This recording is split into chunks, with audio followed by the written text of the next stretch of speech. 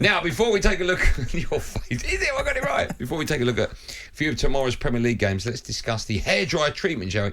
I don't know if you've seen it, Bentley. There's a story in the Mail today from an interview with John Obi Mikel. He claims that Jose Mourinho once left Mo Salah in tears at Chelsea after he laid into the Egyptian over a poor performance and took him off at half-time. Have you ever encountered that yourself? Have you ever seen a manager lose the plot with another player? Have you ever seen it here at talkSPORT?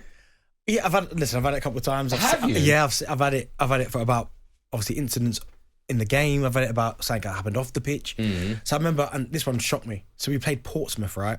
I was at Charlton at the time. Things were going really well, scoring goals for fun. Who's in charge? Alan Kirbishley. Right, Curbs. What a guy. Absolute legend. We're playing Portsmouth and we're getting beat 1-0. And first half, okay, or maybe it wasn't at my best. Didn't really do much. Why? What was that? Is there you're smiling? No, it just happens. Okay, out the lash or? No, I didn't drink. Okay. It was just one of them things. Anyway, coming at half time, we're sitting there, we're 1-0 down. He's going round, he's going, nah, this is rubbish.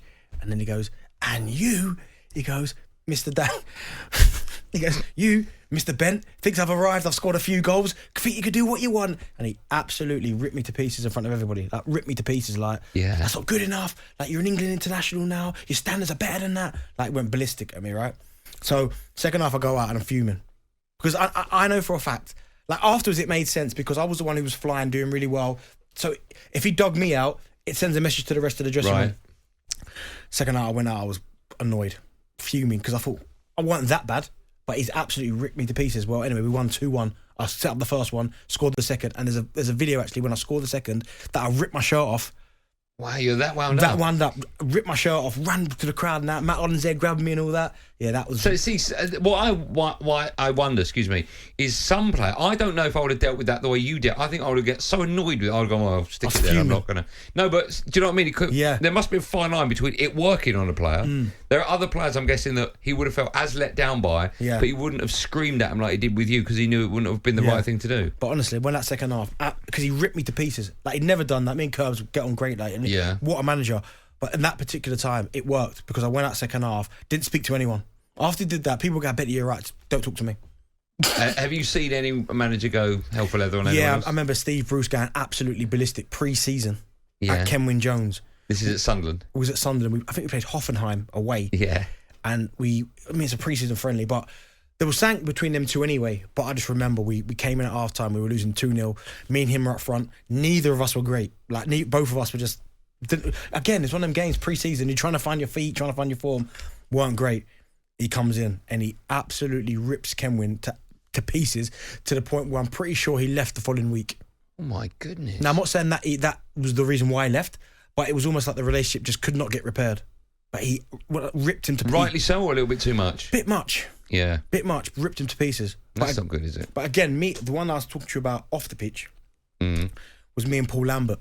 Now, obviously, you know about my relationship with that guy. You're not a fan of his? At all, right? Can I ask, if he phoned up now, or if he was on, let's say he was on White and Jordan, or H&J, right? And then they finish and we come in and Lambert was in, what would you say? Would you speak to him? Go, all right, walk past him. You wouldn't even speak to him? No. Oh, right, okay. It was one of them where... Well, he's here. Paul, if you could... Yeah, come in. It was one of them, right? This is what happened. So, all throughout the season, this is when I was at Villa, all throughout the season, when we play an away game, so if you're, say you're from Manchester and we play Manchester City, once that game finishes, as long as we're not on the Sunday, you can leave straight from the stadium. Right.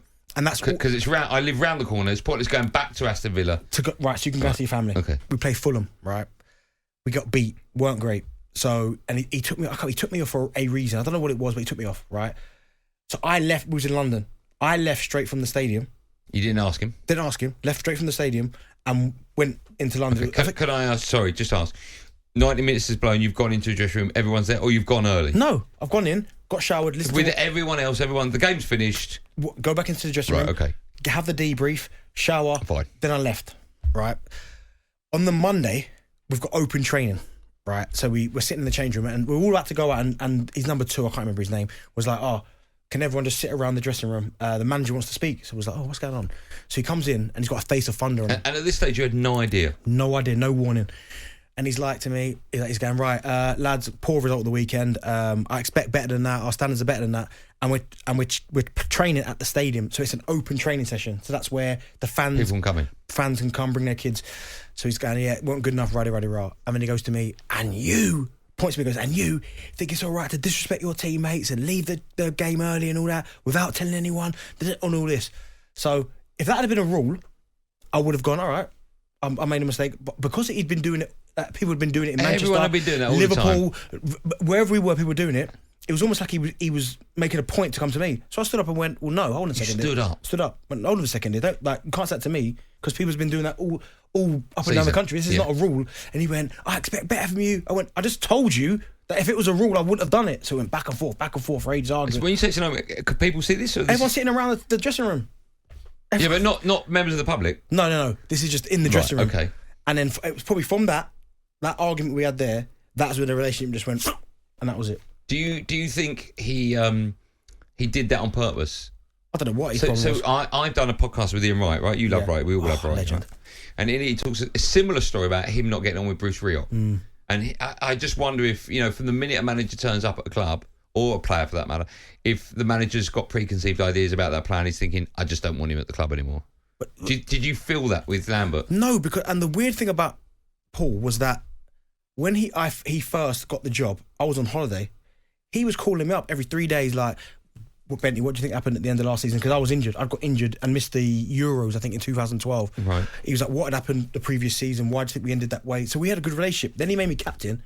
Then all of a sudden, changed. Over nothing? Nothing. Over nothing. Do you think it's something, but you just don't know? I have no idea. I know he didn't like... I remember he asking me about cars that players were driving.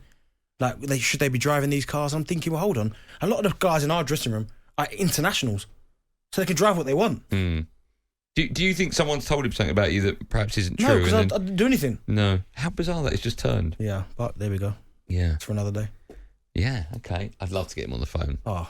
If he's listening, can I ask him to phone up? Yeah, and explain? Because he might want to get something off his chest. I doubt very much he's not going to phone, but you never know. He might want to phone and go, hold on a minute. There's another side to that story, Goldstein. Let me tell you something now. Yeah? Would that be all right? Give the number up. 03717223344. Paul Lambert. Right? You're right to reply. I think it's only fair. Yeah. We do that. Mm-hmm. We're on air till 7.